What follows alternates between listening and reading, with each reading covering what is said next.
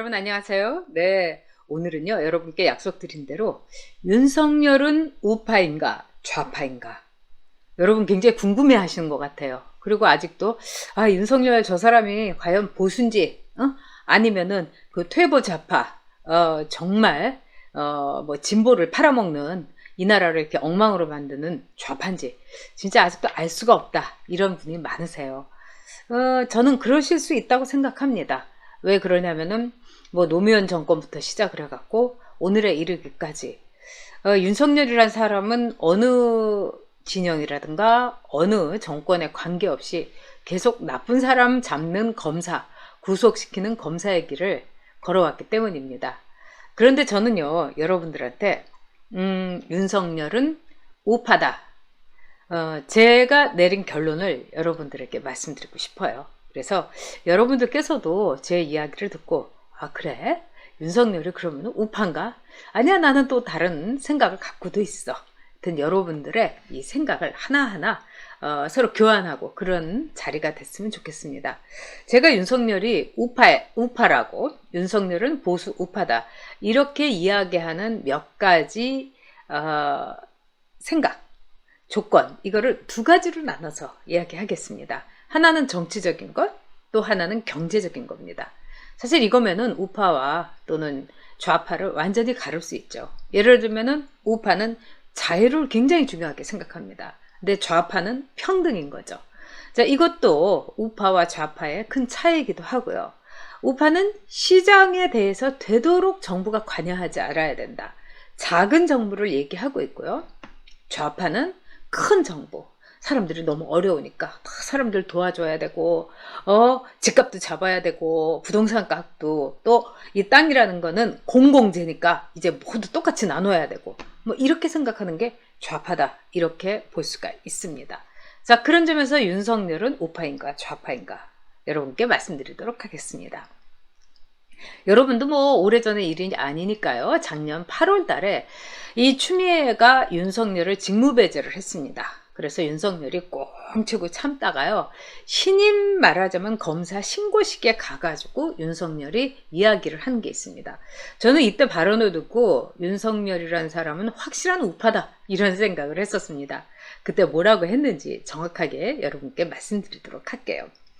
즉, 우리 헌법의 핵심 가치인 자유민주주의는 민주주의라는 호를 쓰고 있는 독재와 전체주의를 배격하는 진짜 민주주의를 말하는 것이다. 즉, 윤석열은 평등이라는 가치가 아니라 자유에 대해서 가장 큰 가치로 이야기를 했습니다. 그래서 저는 이 사람이 자유민주주의, 즉 자유민주주의라는 것은 기본적으로 헌법을 기본으로 하는 겁니다. 사람이 먼저다, 이거는 인민민주주의라고 볼 수 있습니다. 굉장히 위험한 거죠. 그래서 인민민주주의가 아니라 자유민주주의를 이렇게 자연스럽게 입에 올린 윤석열, 그러니까 그의 뼈대, 그의 뇌, 그의 사상, 이거는 확실한 우파다, 우리가 이렇게 얘기를 할 수가 있죠. 그때 윤석열이가 이런 발언을 하니까 박주민이가 뭐라고 했냐면 이거는 너무너무 정치적인 발언이다 이러면서 부들부들 떨었습니다. 그 다음에 신동근이라는 사람은 이거는 완벽한 반정부 투쟁 선언이다, 이제 이렇게까지 얘기를 했습니다. 자, 그럼에도 불구하고 이제 윤석열한테는 우리가 여러 가지가 따라다니죠. 두 전직 대통령 뭐 국정원 댓글 수사부터 시작해갖고 잡아 넣은 거라든가, 이래서 윤석열은 좌파의 앞잡이 검사가 아닌가 이런 말도 여러분이 하실 수 있습니다. 그러나 윤석열의 우리가 예전에 윤석열의 검사 시절을 한번 쫙 보면은 그렇지가 않습니다, 여러분.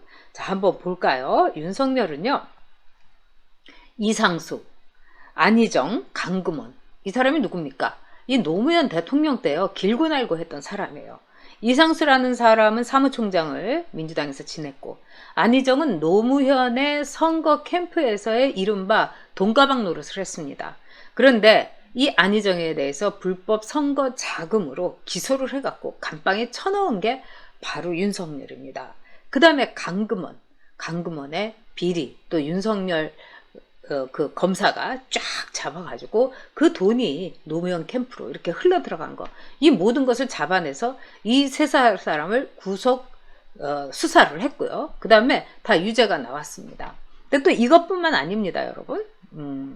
보시면 알겠지만 노정현, 이 노무현 대통령의 딸이죠. 그런데 이 노정현이한테 이 박연차의 돈을 권양수기가 받아가지고 의리의리한, 말하자면 맨하탄 강변에 컨도미니엄, 우리식으로 얘기하면 고급 아파트를 사줬습니다. 그때 이 노정현이가 여기저기다가 돈을 꾸려갖고 외화를 반출을 했습니다. 그래서 윤석열이가 노정현에 대해서도 말하자면 유죄, 즉 구속은 못했지만요, 외환관리법 위반으로 기소를 했습니다. 그러니까 윤석열은 누구누구 다 가리지 않은 거예요. 그런 점에서 윤석열의 기본적인 사상, 자유민주주의를 최고의 가치로 아는 우파인 거죠. 또 윤석열은 나를 검찰주의자, 칼제비 이렇게 얘기하지만 나는 엄격하게 말해서 헌법주의자다, 이렇게 얘기를 했습니다. 자, 이 헌법주의자라는 거는 보수주의자는 헌법주의자라고 할 수 있습니다. 여러분 아시다시피 프랑스 혁명이나 이런 걸 보면은요, 즉 법을 무시하고, 로베스피에르라든가 또는 러시아 혁명, 다 법을 무시하고 인민, 즉 사람의 권리, 평등 사상, 이거를 막 밀어붙이다 보니까 오히려 그 전제적인 왕정 때보다도 더 많은 사람이 형장이 이슬로 사라졌습니다. 과격한 변화를 원하는 사람은 인민민주주의를 이야기합니다. 세상을 뒤집어 엎고 싶다, 주도 세력을 바꾸고 싶다. 여러분 이거 누구한테 많이 들은 얘기입니까? 노무현과 문재인의 입에서 나온 얘기입니다.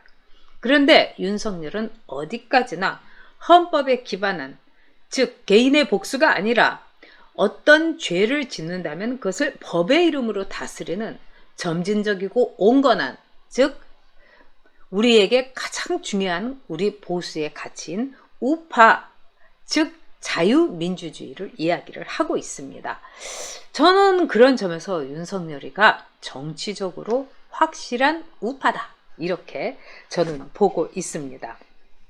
자, 그러면은 윤석열의 또 하나의 이 측면, 경제적인 측면으로 넘어가 보도록 하겠습니다.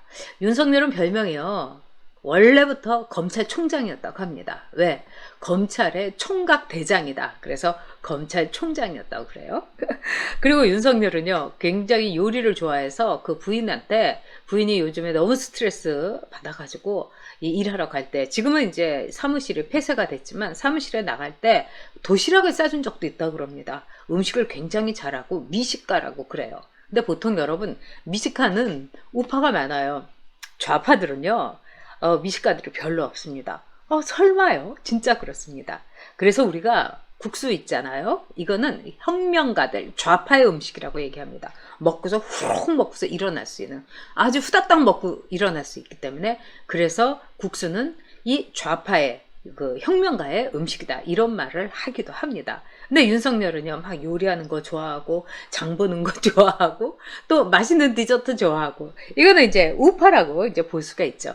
김치찌개, 그 다음에 대구의 따로국밥 제일 좋아한다고 합니다. 근데 이거는 여담이고요.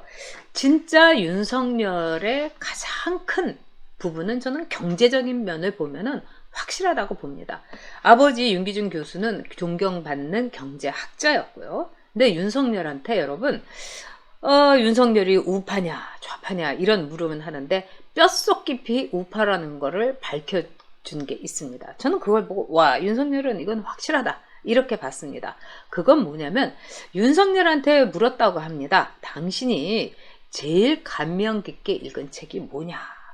자, 그때 윤석열이 뭐라고 얘기했느냐, 밀턴 프리드만의 선택할 자유, 이렇게 답을 한 거예요. 여러분, 밀턴 프리드만은 잘 아시겠지만 시카고 학파의 아주 태두죠. 그래가지고 케인즈와 이 밀턴 프리드만 양대 산맥이었습니다. 케인즈는 막 그 국가 사업을 일으켜가지고 막 이렇게 사람들을 도와줘야 된다, 큰 정부를 얘기했고요. 그 다음에 밀턴 프리드만은 아니다, 시장에 대해서는 자유롭게 놔두는 게 최고다, 자유시장 경제를 유지하는 것이 부자한테도 가난한 사람한테도 굉장히 중요한 거다, 이렇게 얘기를 했습니다. 근데 이 밀턴 프리드만의 선택할 자유, 이게 최고의 말하자면은 자기 인생을 좌우할 정도로 감명 깊은 책이다. 이렇게 얘기를 했습니다. 윤석열이.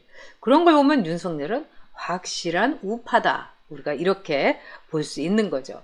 자, 여러분한테 한번 밀턴 프리드만의 책을 소개해 드리도록 하겠습니다. 이 윤석열이 제일 감명 깊었다는 선택할 자유. 이건 밀턴 프리드만의 책인데요. 사회는 말하자면은 한마디로 선택할 자유가 있어야 된다. Freedom to choice. 그래서 자유보다 평등을 앞세우다가는 이 사람들이 평등도 자유도 다 잃어버리게 된다. 이렇게 얘기를 한 겁니다. 그래서 밀턴 프리드만은 자유주의 시장 경제를 옹호했고요. 금융제국주의의 앞잡이라는 그런 말까지 들었습니다. 자, 밀턴 프리드만의 세 가지 책은요. 자본주의와 자유. 그러니까 정부는 되도록 가만히 있어라. 시장에 개입하지 말아라. 이 책하고요. 두 번째는 이 윤석열 선수가 아주 감명 깊게 읽었다는 선택할 수 있는 자유. 그 다음에 세 번째는 자유시장 경제의 아주 소중함을 일깨운 화려한 약속, 우울한 성과. 이거를 밀턴 프리드만의 3대 저작이라고 그럽니다. 여러분 저 보이세요? 자, 그러면은요, 이 3대 저작을 한번 여러분하고 이야기를 해보겠습니다. 이거는 내용은 똑같아요. 즉, 이 자유를 줘야지 평등을 강조하다가는 그 다음에 모든 걸 공정한 분배를 하다가는 결국은 분배할 거리가 없어진다 이겁니다. 그러니까 화려한 약속, 그 다음에 참담한 성과, 우울한 성과. 이 책은 바로 이런 거예요. 문재인이 부동산을 엄청나게 잡겠다, 어쩐다. 그 다음에 52시간제 한다. 최저임금 높이겠다. 이렇게 화려한 약속을 한다 이겁니다. 그런데 끝은 어떤가? 우울한 성과가 있는다는 거죠. 즉 일자리가 없어지고 있는 거예요. 52시간제에다가 또 최저임금제를 하니까요. 다 요즘 키오스크에 펜을 가지고 말하자면 햄버거도 사 먹고 국수도 사 먹고 이렇게 하는 거죠. 그렇기 때문에 좌파들이 얘기하는 평등이라든지 화려한 약속, 이거는 정말로 더 가난한 사람을 더 가난하게 하고 부자들에게는 발목을 잡는 사회의 활력을 잃게 되는 거다. 이렇게 밀턴 프리드만은 강조를 했습니다. 밀턴 프리드만은요, 원래 헝가리계의 유태인이었습니다. 그런데 미국에 와갖고 시카고 대학을 비롯해갖고 후보 연구소 이런 데서 일을 하면서 정말 아메리칸 드림의 상징 내지는 아이콘이 된 겁니다.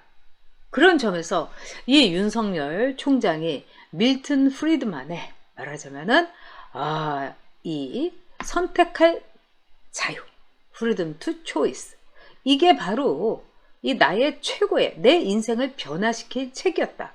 이렇게 얘기하는 걸 볼 때 저는 윤석열은 확실한 우파다. 여러분께 확실하게 얘기해 드리겠습니다. 정치적으로도 우파입니다. 헌법주의자이기 때문에. 또한 경제적으로도 보수 우파입니다. 왜? 시장의 자유를 강조하기 때문입니다. 자, 윤석열이란 우리가 새로운 정치인에게 새로운 시각으로, 그래서 이 나라에 새로운 미래를 열었으면 하는 생각이 듭니다. 네, 여러분, 토요일에는 마이데이, 네, 저의 와인 사랑, 와인을 통해서 위로를 받는 이런 거 여러분에게 알려드리도록 하겠습니다. 여러분 토요일에 봬요.